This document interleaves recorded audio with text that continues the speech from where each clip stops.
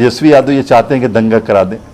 राजद के लोग तो कराते रहते हैं, देखा होगा आपने भंडार में कैसे राजद के लोगों ने उद्घाटन किया, क्या क्या किया और बाद में उसका एक रूप लेने की कोशिश की। और राजद के लोग जो है ना उन्होंने उन लोगों को तो उन्हीं के बीच रहना है, तो तरह तरह का कन्फ्यूजकी करते रहते हैं। पान की दुकान पे, चाय की दुकान पे, यहाँ वहाँ ये हो जाएगा, वो हो जाएगा, ऐसे हो जाएगा, ऐसे कर दिया, वैसे कर दिया। लोगों की परेशानी ये है कि बदकिस्मती से यहाँ राष्ट्रीय जनता दल जीती। एनडीए के लिए ये बहुत ज़्यादा इम्पोर्टेंट नहीं होता है कि उम्मीदवार कौन।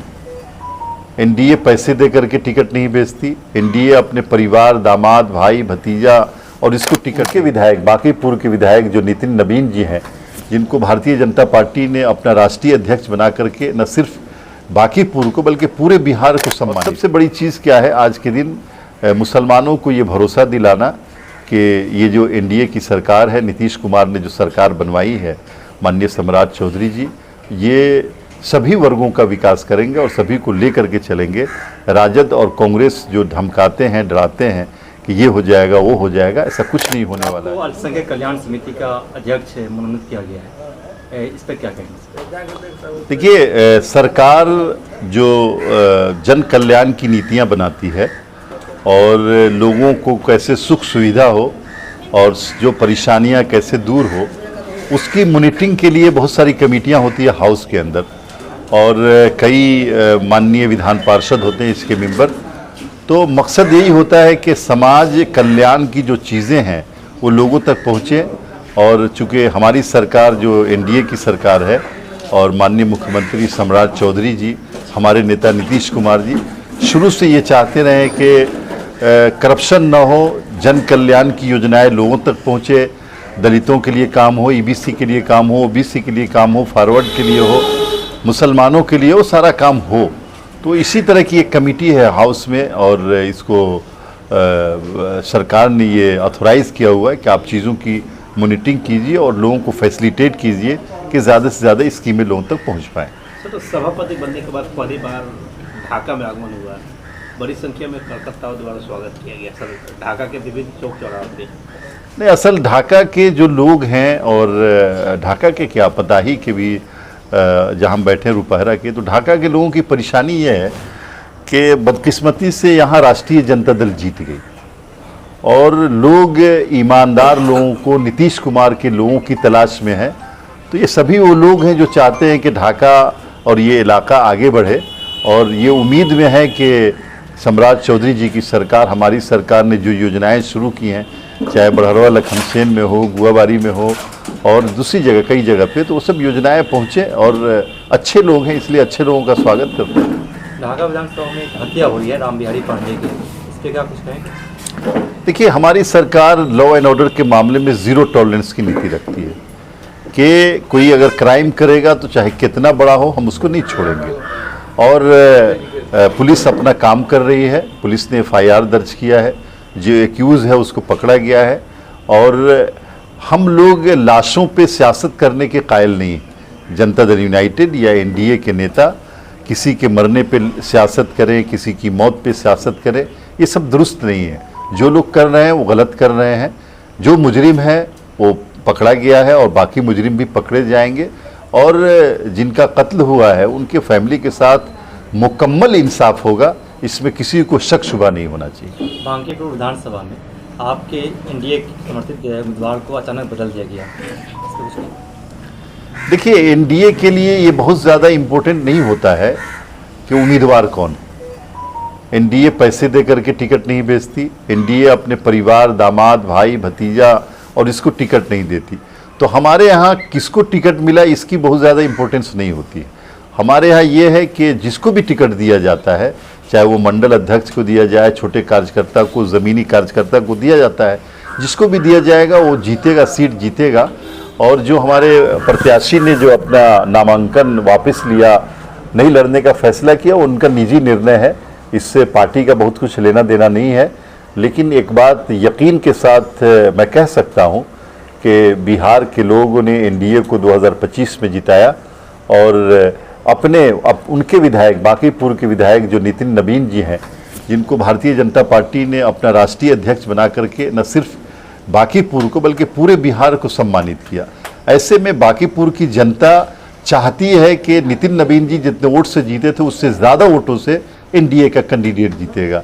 ये जो सवालात हो रहे हैं कि भाई फला बदल गया चिला बदल गया, इससे ये हम लोगों के लिए, न जनता दल यूनाइटेड के लिए, न भाजपा के लिए, न एनडीए किसी पार्टी के लिए बहुत ज़्यादा इन चीज़ों का कोई इंपॉर्टेंस नहीं होता है। सर, तो सभापति बनने के बाद अब अगला कदम क्या रहेगा? क्या पूरे बिहार का भ्रमण करने वाले आने वाले जिम्मेदारियां हैं, और जो जिम्मेदारी है ज़िलों में रिव्यू करना कि क्या काम हो रहा है, कितना काम बचा हुआ, कैसे होगा, तो ये सब काम तो होता ही है। और आप लोगों को तो पता है, मैं ऐसे ही बिहार में घूमता रहता हूँ।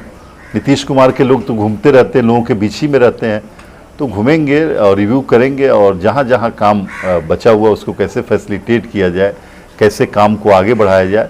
और सबसे बड़ी चीज़ क्या है आज के दिन, मुसलमानों को ये भरोसा दिलाना कि ये जो एनडीए की सरकार है, नीतीश कुमार ने जो सरकार बनवाई है, माननीय सम्राट चौधरी जी, ये सभी वर्गों का विकास करेंगे और सभी को लेकर के चलेंगे। राजद और कांग्रेस जो धमकाते हैं, डराते हैं कि ये हो जाएगा वो हो जाएगा, ऐसा कुछ नहीं होने वाला है।